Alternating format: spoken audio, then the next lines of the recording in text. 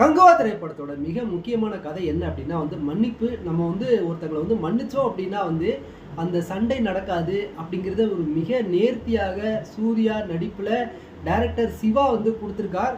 தியேட்டர்ல பார்க்கறதுக்கு ஒர்த்தான படமா அப்படின்னு பார்த்தோம் அப்படின்னா, இதற்கு முன்னாடி நடிச்ச சூர்யாவோட வெளிவந்த படம் ஏழாம் அறிவு, கஜினி இந்த 2 நடிப்பை விட இந்த கங்குவா திரைப்படத்துல அவ்வளவு அழகாக சூர்யா நடிச்சிருக்கார்.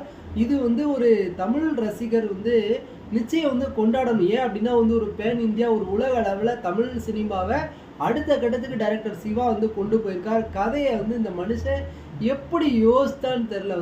2 விதமான கதையை ஆடியன்ஸுக்கு எப்படி புரிய வைக்க முடியும் அப்படிங்கிற ஒரு மிகப்பெரிய ஒரு தைரியசாலி தான் டைரக்டர் சிவா. தியேட்டரில் போய் பாருங்கள். கங்குவா நிச்சயமாக உங்களுக்கு பிடிச்ச படமாக நிச்சயமாக இருக்கும்.